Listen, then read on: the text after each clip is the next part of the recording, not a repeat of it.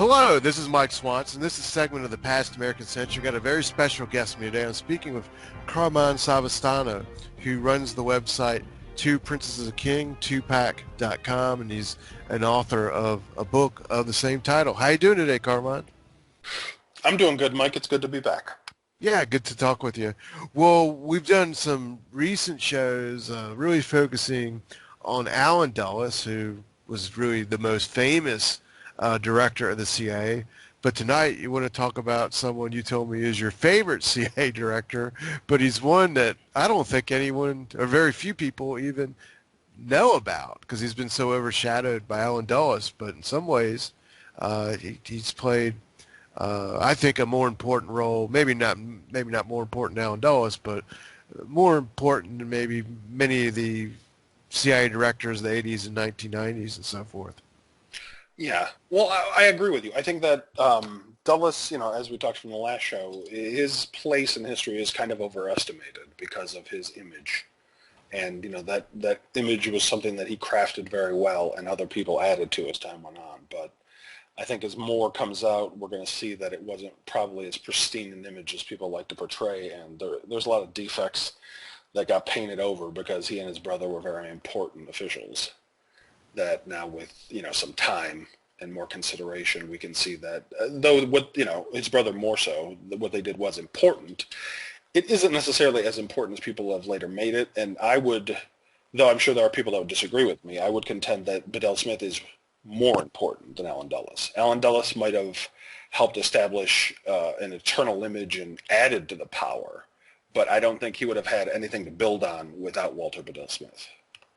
Yeah, and Smith came right before him and was really a key figure in helping, I guess, get the CIA going because before Yeah, he got there, it was kind of in serious trouble, yeah, if I yeah. understand right.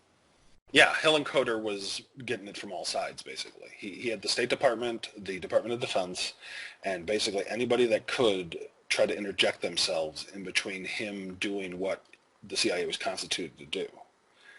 Well, what was the big problem that he was running up against or creating or what was happening? Well, I think that, we went into it a little bit, I think, in one of the older shows if people want to check back, but the show we did that covers on who controls covert intelligence. But basically what Hillenkoetter was facing, and what Smith eventually faced too, was adversarial departments. Basically, the departments wanted to control the CIA. They didn't want it to be an independent agency as it was designed to be. And they did, like we saw when we talked about the OSS, when we talked about Dulles' time in the OSS and about Donovan. And if people want, recently, if they want to go check out Chuck Ocelli's podcast, the Ocelli Effect, I talked about a little bit more about focusing on the OSS, but the problem lingered throughout all of these intelligence agencies, whether it was when Donovan got made coordinator of information by Roosevelt, or when it turned into the OSS, or when it became the Central Intelligence Group in the SSU. It always stayed up until about the time of Walter Bedell Smith. He was the first person that finally sort of made a stand against the departments and decided that he wasn't going to put up with people getting in the way of the CIA doing its job. And if I'm, tell me if I'm correct in this, but Truman was unhappy with the way the CIA was being run and kind of wanted someone to go in there and try to straighten it out. Yeah, and that eventually led to Hillenkoetter's resignation. Basically, Hillenkoetter requested that he go back to the military and he no longer be in charge of the CIA to avoid being fired, basically. And following the resignation of Hillenkoetter as the first director of Central Intelligence, a power vacuum was created from the political wrangling between the departments, and they all sought to control the infant CIA. So among the contenders for the positions were several officials, the future Secretary of State's brother, Allen Dulles, that we covered in the last episodes. However, a nearly unassailable figure was about to quash the plans of Dulles and those who sought to lead the agency. American President Dwight D. Eisenhower was at his base a military man with ingrained loyalties to others serving with him prior against the Axis threat. When Dulles and those like him were preferable intelligence leaders in mind, some officials, Ike observed someone among the officials that might serve better, and suggestions were made to President Truman.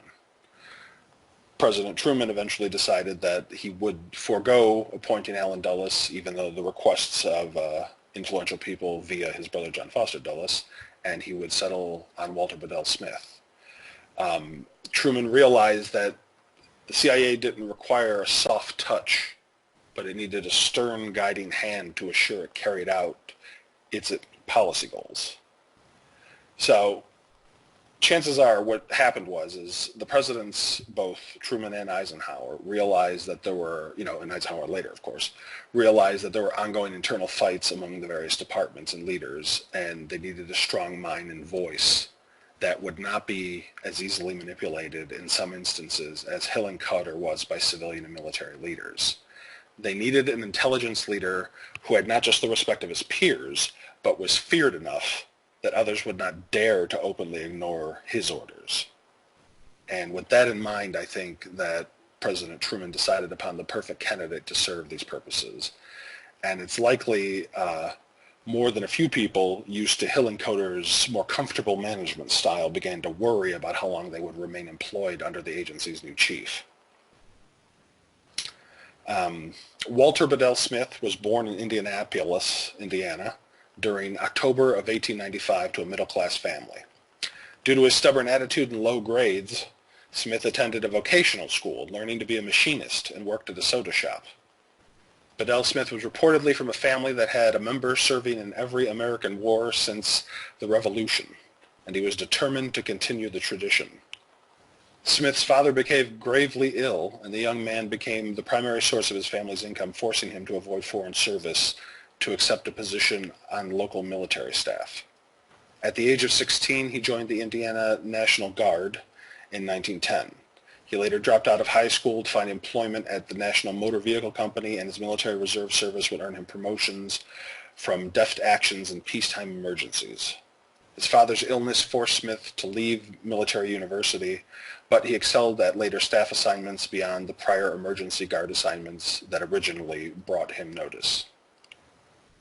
So it's interesting, I think, that we're going to see as it develops that he becomes a very hard-nosed, tough administrator. But at the beginning, like most later hard-nosed, tough administrators, he actually is someone who doesn't like to follow orders. He's someone who doesn't do his homework. A man after my own heart. He's someone who embraces his ability to administrate later in life. Well, what makes that happen? What makes it so someone that doesn't like authority becomes someone who, becomes a tough administrator? Well, I think it has to do in part with his father. When his father became ill, he kind of had to assume the role of father for his family. And he was like 16 years old. So, going into he was basically running his family by the time he was 20. And paying for all the bills and acting like a father figure. So I think he kind of got forced.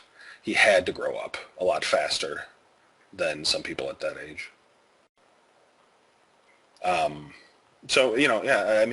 It was probably his father's sickness, but yeah, I guess it was his circumstance, really, I think is what started to transform him.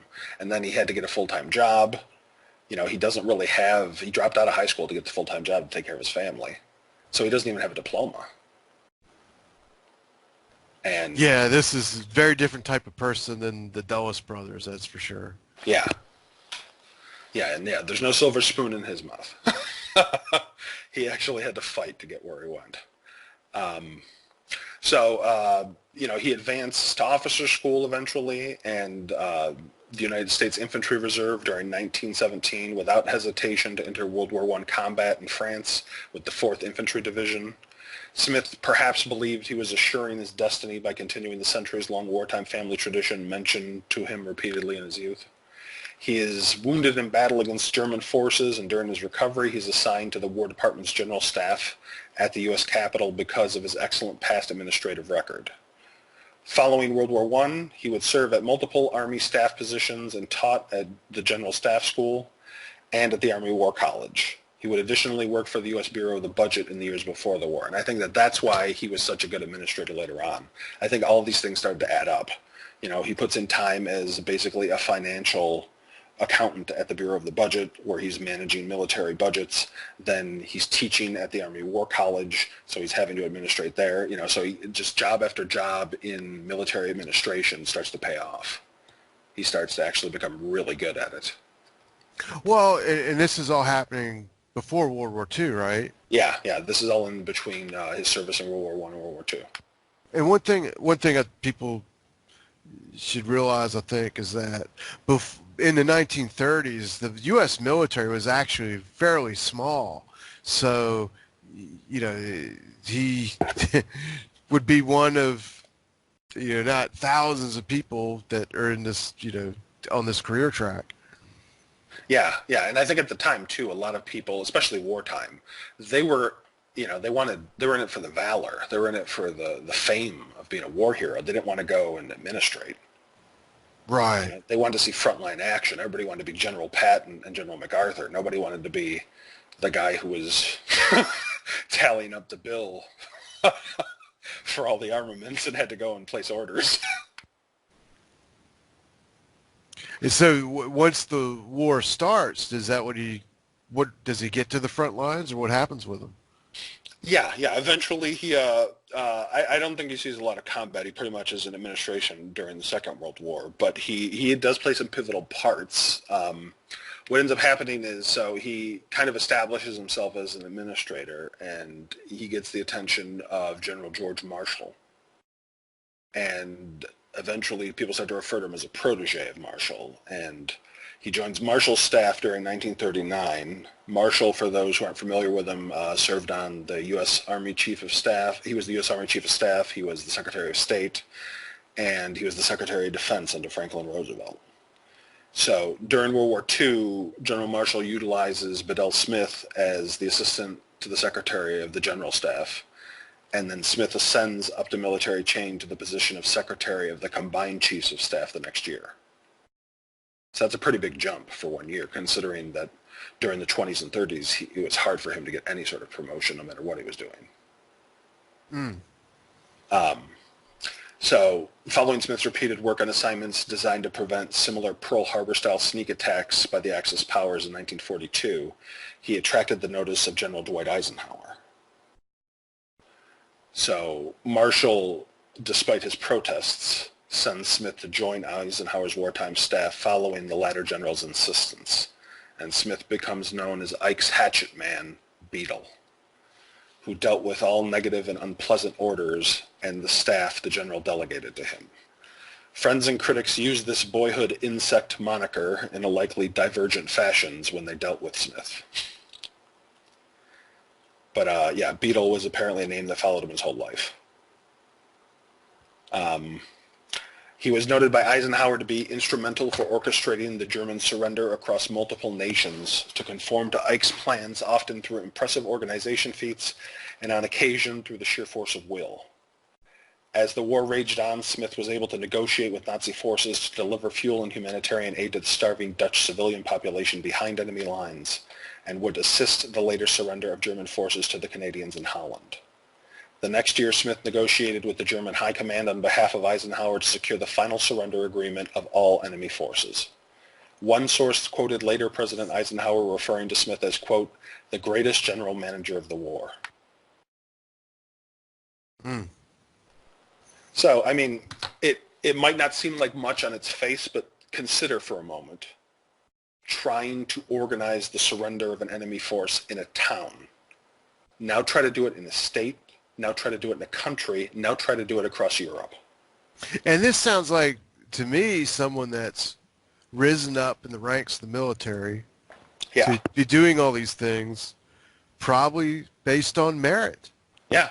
He had no political connections. He came to Marshall via merit. He came to Ike via merit. Ike stole him from Marshall because he was so good at it, not because of any connections he had. Well, what happens to him once the war is over? So Well, what's funny is that, like I said, he had people who loved him and people who hated him. And his often stern bearing and lack of tolerating failure made him a preferred official for selection, despite the style or politics of the American executive, because he got things done without offering excuses. So after the war, President Truman on multiple occasions asks Smith to deliver him his daily briefings because he would cut through the usual bureaucratic formalities. And the U.S. president then selects Smith for his direct knowledge of Soviet military tactics, political maneuvers, and strategic ploys to serve as the ambassador to the Soviet Union in 1946. Bedell was able to transition to a diplomatic role to manage post-war damage and offer guidance in adjusting military positions to deal with Soviet ambitions. But he was not able to recreate his wartime successes in Russia. So he basically did a decent job as the ambassador, but anybody as our ambassador following the war was pretty much outgunned at the time because we didn't have a functioning intelligence agency that could counteract against Russian intelligence groups, which had existed since the 20s. You know, he did the best he could that a military guy could, maybe with like tactical suggestions and things. But Sure. there was no way he was going to go into Moscow without a cadre of intelligence officers and have any chance. Right. What can he do? Yeah, yeah. What's funny is later on the CIA and other groups established something called Moscow rules, which it's to any area, but it comes from Moscow because Moscow is such a traditionally difficult place to do anything without being seen by the KGB. So Moscow rules is basically for anywhere that's really hard to get anything done. Any area that is usually under intelligence surveillance. So when he's done there, he's then appointed by President Truman to lead the Central Intelligence Agency in 1950 and would reluctantly serve in this role for 3 years, which I think is it's funny. It's one of the reasons why he is my favorite is because he didn't want the job. I often find that if you look in history, a lot of the best leaders don't want the job. They're not, like Dulles wanted the job. Dulles saw it as a plum to add to his collection and use as a means maybe to rise a little more. Smith didn't. Smith saw it as a pain, as something he didn't want to have to deal with. Well, what is it about? Why do you think he didn't want the job? I mean, Alan Dulles, as we spoke before in the previous videos, he wanted that. He really wanted that job. Yeah. He was lobbying for years to get it. Yeah. So what is it you think? Why do you think Smith didn't want it? Well, to answer that question, I was anticipating this one maybe. So according to one official history, I think this explains a lot of it. According to one official history, it says, quote, "It cannot be said that the DCI position in 1950 was a prestigious one. Intelligence historians point out that the short tenures and relative lack of political clout of the first 3 DCIs, those leading the Central Intelligence Group and the agency, had left without much influence in Washington. The agency and its needs were often ignored by the State and Defense Department officials, and sometimes even by the White House." So I think that's why he didn't want it. He understood. He understood that it was not a good situation he would be walking into. They basically knew that things were so bad that it would take someone like Smith to come in and tame everything to fix it if it was going to be fixed. And I think he realized that, I don't think anybody would want it, you know what I mean? I mean, if you were like a challenge, sure, and I'm sure he did like challenges, but you got to figure the job had already consumed 3 former DCIs. And, all high-ranking military men whose careers were pretty much toast afterwards.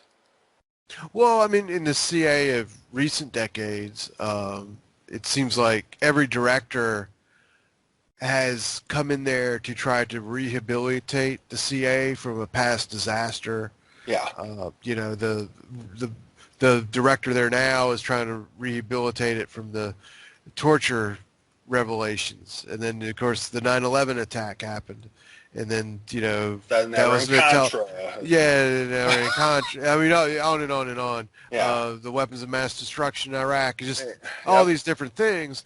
But with this history, people listening to us, I think very few of them would know that even the early directors before Smith were people that didn't have a, they left him a big mess too. Yeah, it does. Kicking the can seems to be a habit. Unfortunately, that seems to be across our government, not just with the CIA. There's a lot of people that come in and, what's the old saying? The pathway to hell is paved with good intentions. They come in there with some sort of plan they think is going to work. They screw everything up, and then they leave, and they say, good luck. Well, what was Smith trying? What did he have a plan, or did he come up with one, or what happened when he got there? Well, so Smith does, I think, a fairly admirable job. He basically decides that, you know, he needs to order and structure the action of this organization. And that's what basically he brought to every organization he did. He inserted order and structure into them. And I have a feeling that when he got to the CIA, much like when he got to any place that was, because, like I said, he was Ike's hatchet man. So Ike gave him problems to fix. And he did. And it didn't matter who he had to go through to do it. So I think he looked at the CIA when he got a hold of it as a similar sort of situation. He was deeply annoyed and incited because of the inconsistent policies and structure. So several real and perceived intelligence failures due to genuine mistakes and interdepartmental wrangling had left Hillenkoetter holding a bag of failures that, based on the facts, he didn't entirely deserve. And I think that Smith understood this, and he wasn't going to let it happen to him. I think that, he understood that in matters of intelligence and politics, the facts aren't always the dominant position if the blame can convincingly be put on someone else. So while the departments in the CIA hierarchy were able to sideline the requests and policies of Hillenkoetter, they disagreed with officials about how to deal. They didn't understand Smith. They thought he was going to be like Hillenkoetter, and he's an entirely different animal. Smith, instead of like Hillenkoetter, where he tried to make compromise with the departments, Smith set about having his staff analyze the CIA's failures, the reasons for them, and what part the departments played in the failed policies under Hillenkoetter and the Central Intelligence Group. So some of the departments may have intended that Bedell Smith eventually be recruited to be marginalized or moved aside like Hillenkoetter, and that he would just gracefully return to military duty like Hillenkoetter did. But Smith was more adept and formidable than Hillenkoetter, and he wasn't going to let bureaucratic infighting and inaction damage his legacy as it had others. One history says, quote, CIA officials found their new director an exacting, hard-hitting executive who brooked neither mediocrity nor ineptitude, a man who not only barked but bit. Smith would replace staff and officers that did not live up to his standards and dissolve their combined positions in offices that did not provide desired results. Comfortable academics and freewheeling operators with too many prior mistakes were fired. Smith did not see repeated failure as acceptable, and direct control was asserted to reorganize the agency structure and reinforce operational controls. He at times even ignored the demands of the departmental chiefs about his restructuring if the National Security Council or the President desired results that required him to do so. Similar to past service with Eisenhower, Marshall, Bedell Smith was going to reach some of his goals either with the help of the departments or in spite of them. So I think that surprised a lot of people. I don't think they expected Smith to come in, do an assessment, and then come out swinging. Well, did he fire people? Oh, yeah. They said he fired, I can't remember the exact percentage, but it was dozens. He fired dozens of officers, and he fired a bunch of lower-level staff. Because he said that they weren't getting done what they needed to get done. He was very military in that way, where he didn't want an explanation. You either gave him results or you were fired. So what's interesting too is that normally, like Hillenkoetter's advisors, and some of them were the same people, uh, would always preach to Hillenkoetter that he should try to find a compromise. But with Smith, his advisors kind of embraced his attitude, and they suggested that finding communal harmony, that time had passed, that now the departments and the prior directors had failed to properly exercise the congressional authority vested in them. So harmonious action with the departments had failed, and so to empower the CIA, Smith instituted orders and direction and set aside further needless compromise. While the departments did on occasion protest and seek to deny the changes, Smith understood the direct line of command the CIA director enjoyed to the president and would exercise his prerogatives via the executive direction no matter what the departments thought. So we need to consider why this is so surprising to them.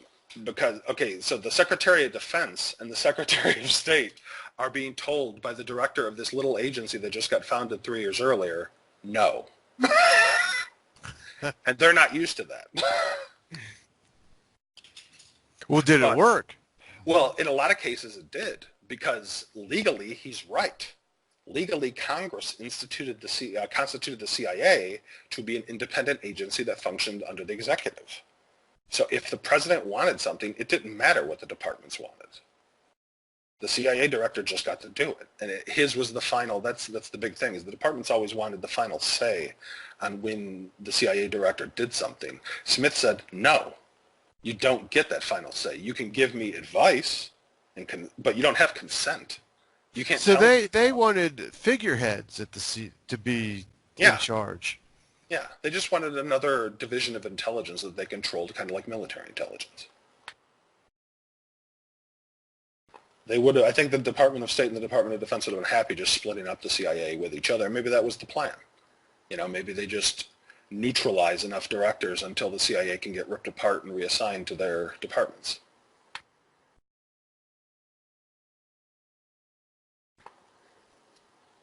So it certainly, I think, should show people that there's a lot more going on.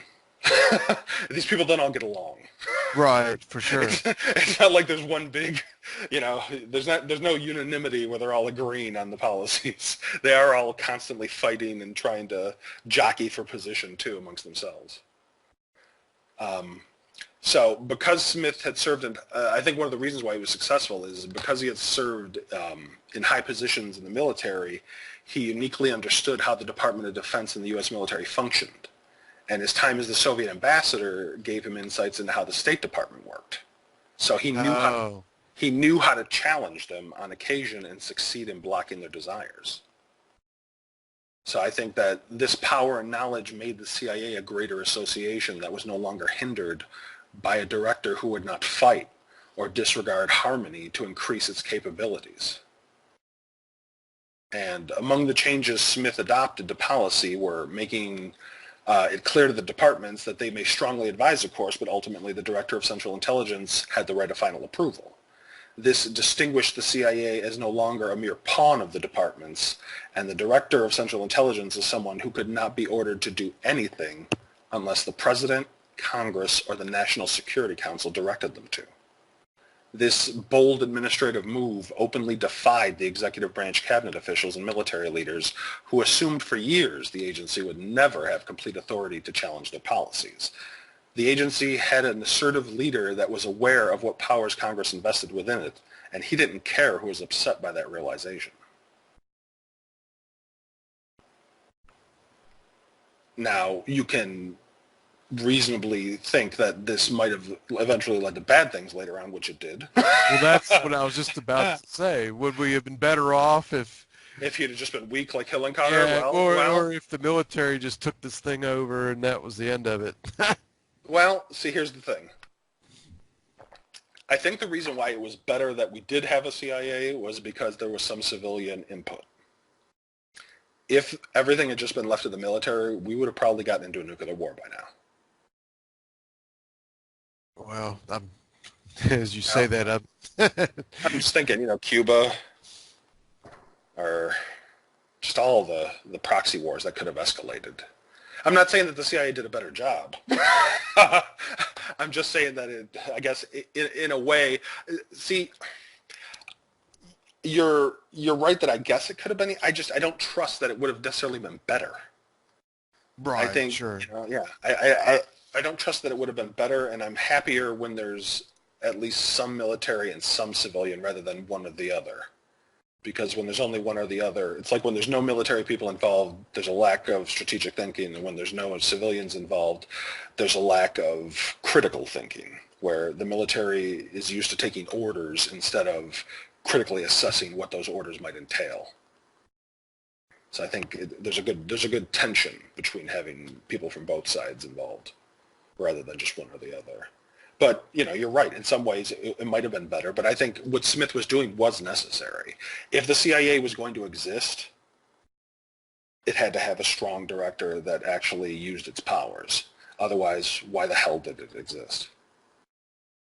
Yeah, you got me convinced. It's not a good idea just to have the military running everything. I mean, you know what to expect. Right. But really, it's more, the history of the CIA. To me, it's more the problems, are the covert operations that happen when Smith leaves, over the years, the Bay of Pigs, and that's just the most famous example. And I don't personally, that's just half the CIA. The other half is supposed to be analyzing intelligence information. Well, unfortunately, I think that's a group of people also that gets painted with a broad brush unfairly. It isn't the fault of a lot of analysts that the clandestine service and these other people went off and did, crazy plots that failed and screwed everything up. They were. I've even had the opportunity to talk to a couple of former CIA analysts, and they've said that a lot of the times it was arguments. It was the analytical side saying, "Listen, guys, we don't need to go in there. This is what's happening," and they didn't want to believe it, and they went in anyway. Well, and I'll say, I'm doing a lot of research into the Vietnam War, and the CIA's intelligence estimates about what was going on in Vietnam were much more accurate than The military, yeah. the military's estimates of what was going on. I mean, the CIA consistently saw problems where the military did not. So, Well, and I think with the military too, you have a consideration that doesn't necessarily get factored in with the CIA, and that's morale. mm, Because to honestly assess the situation, you have to risk damaging morale. yeah, and these CIA analysts are in Washington, D.C. coming up with their estimates. They're not out Yeah, in the field, so to speak. yeah.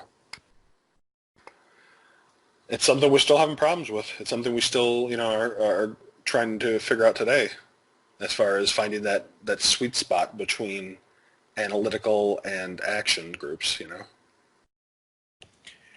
But what ends up happening with Walter Bedell Smith? Does he leave with as if I know he eventually leaves the CIA. When he does, is it like a great star on his shoulder, a great victory, or is he attacked? I know Alan Dulles ends up taking his place. What ends up, what's the final chapter for him like in this CIA experience? Well, okay, so he's basically I'll say a couple more things and then we'll wrap up his basically. So he did all the streamline I was talking about earlier, and then he continues to make changes basically almost up until right before he leaves. And one of the failures that he wanted to correct beyond Pearl Harbor was the CIA's failure to anticipate. I think one of the reasons why he got appointed, why Hillary Cotter eventually went, and why he got appointed around, was the CIA's failure to anticipate the outbreak of the Korean War was another problem. And one intelligence history notes that, quote, Smith's most important enduring legacy within the CIA is the agency's directorate structure that continues in the present day. Smith, during 1950, realized the agency had too many independent groups and entities that he blamed on civilian influence and used a military structure to organize these groups. He grasped many of the disparate support groups among the agency and formed the Directorate of Administration with a deputy director to oversee the CIA. This adapted, centralized form was now ordered to begin a standardized collection and retention of intelligence. He instituted new offices and functions and joined former groups to streamline intelligence collection into geographic areas and expand the research efforts and capabilities of the agency.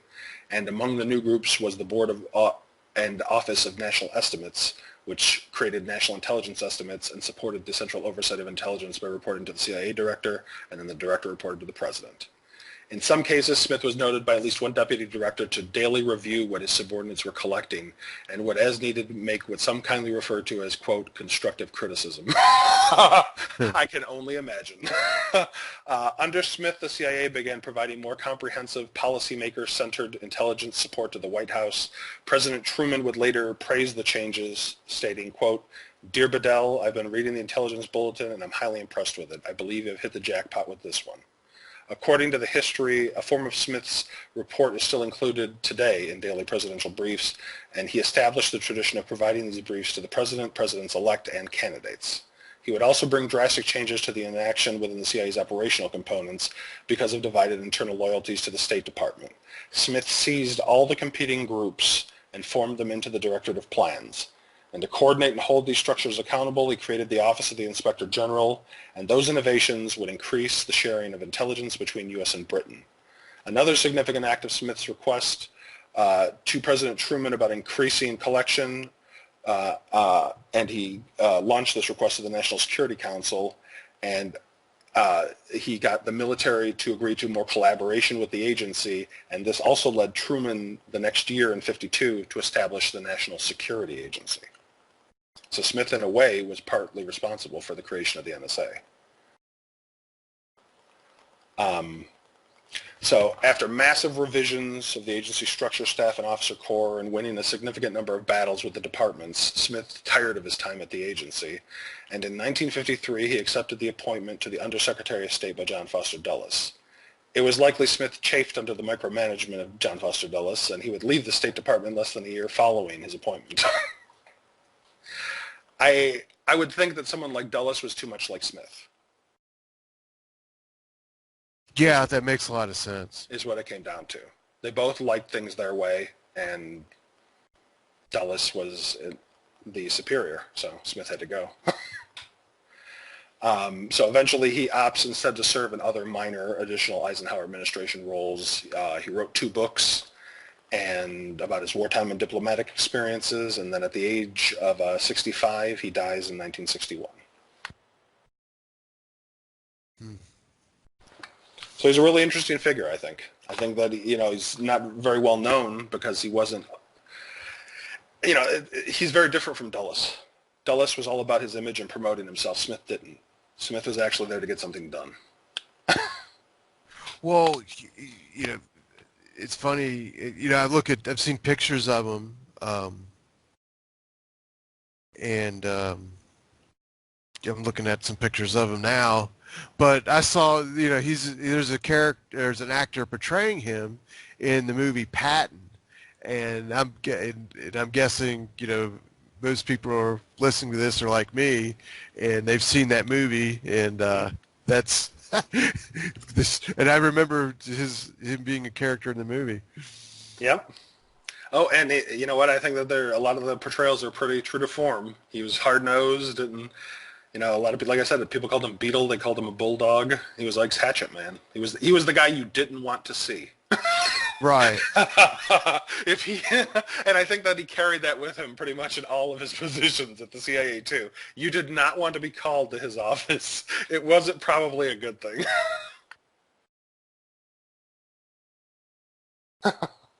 There was actually, I don't know how many episodes back, but in one of the older episodes where we were talking about 3 intelligence books, and I was discussing the one I had read by one of the former deputy directors, and he was that was one of the people that he was afraid of, which is hilarious because he was later a deputy director, and even he was afraid of Smith when he was a very well-known academic. Like he was a minor figure at the time when Smith was in charge, and like one of the scariest things he said he ever had to do was go in and argue with Smith because he changed a word in one of the sentences that Smith wrote. And Smith just didn't want to accept the change was necessary until he convinced him, and it took him a while to convince him. And Well, basically, do you think he berated people? I mean, what? sometimes I certainly think he did that sometimes, but I think for the most part he just um, you know, any successful leader is going to have to be stern. I think Smith was. I don't think he did it needlessly, but I think he was the kind of guy who was very clear, set out everything he wanted, is very curt and short, Yeah. and then if you did what he wanted, he would praise you. And there are times in the record where you can see him praising people and speaking well about people, but he wasn't a constant praise person. If you got a compliment from him, you really deserved it. For the most part, he expected you to do your job, and he was not, had no problem with firing you if you didn't. I think Smith is sort of like the middle managers, I think, that make at every successful company everywhere in the world. He's the guy who actually gets things done. There's a lot of leaders who will take credit for everything who actually don't do anything. And there's a lot of people who take credit for things that actually don't do them. But Smith is the guy you actually, when you want to get it done, Well, you send him in. my dad was, he was a colonel in the Army, and there was someone he knew that, Hmm. um, anyway, someone he knew that he had dealings with once a week, who they would have like a briefing, and this guy would be the highest ranking officer in the briefing, Hmm. and he would often berate people, and my dad would be in the room actually sitting next to him, and people would come in, and he would berate them, and sometimes they'd even have breakdowns, get upset, the people would break down, but Yeah. the guy was almost always correct, and when he was attacking these people, it was or berating them is because not simply were they making a mistake, but they were trying to hide it or Excuses. something, Yeah, make make excuses. excuses, or place blame on someone else, or something of that nature. But my dad really disliked him, and so forth. And then a few years ago, I mean, this is so long ago. I mean, this is in the late '80s, when that's when my dad was in the service with this fellow. But a couple years ago, one thing my dad told me, this guy was like highly intelligent, like a genius sort of, I guess, and was just super efficient, Yeah. and organizing things, and doing his job. And so, in a certain sense, he was highly effective for sure. And then a few years ago, I just by happenstance met someone that knew him, and the guy, I mentioned, oh, you knew this person. My dad knew him, and I expected this guy would have the same sort of reaction my dad had, and how he didn't like him or something. The guy said, well, this was one of the greatest men I ever met. Yeah, so it's almost like today, you can pick at random any political figure or military figure, and you're going to find somebody who loved him and someone who hated them for the exact same reasons. And I think Smith was probably, because at first when you were just saying berating, but you know what, if it was justified, then yeah, I'd say Smith was like that guy, because that's what he hated. He hated excuses, and he hated people shirking the responsibility. And how could you not understand that? I mean, the guy came from nothing, and he, had to be the breadwinner for his family before he was 20, and he had to, get shot in war, and it was only by chance he ended up as an administrator. It wasn't even, he never intended, he wanted to be on the front lines, but he ended up getting stuck, so he decided to make the best of what he could, and he became an excellent administrator. But to be an excellent administrator means that you have to administrate, and that means you have to fire people, and you have to tell people when they're wrong and to do better. And if you can't do that, you shouldn't be an administrator. Right. And I'm kind of just, I mean, it's my reference. I'm sort of thinking that Smith and this fellow my dad knew were probably, Similar. Yeah. similar in a way. Like, some people would think this is one of the greatest men ever in the military, and they'd have a lot of good reasons to think that, both of them, Yeah. really. And, You know. well, and that he was totally disagreeable and probably not very fun. Yeah, yeah, exactly. And they're probably extreme workaholics, and Oh yeah. Oh yeah. I mean, they're Look, I mean, Smith. You know, it's like the opposite of Alan. What Dulles, seems to yeah. be the Alan Dulles story that we talked about in the last thing. I mean, obviously, the Dulles brothers family is a privilege, but I think both of us have the impression that Alan Dulles wasn't a hands-on person and was kind of like a party guy or something. Yeah. And here, Walter Bedell Smith is probably the complete and total opposite. Yeah, yeah. Smith would micromanage whenever he had the chance. Smith was very hands-on. He wanted, he redesigned the structure of the Central Intelligence, for God's sakes. Dulles couldn't even listen to an entire friggin' briefing. Well, would you agree with this Smith is statement? creating the I was, directives. would you agree with this? I mean, not so much should the military run the CIA, take this stuff over or something like that, but more that it would certainly seem that Walter Bedell Smith was the right person to go to the CIA at that time, and Sure. that seems to be certain. Would it also mean, though, that Alan Dulles was then the wrong person?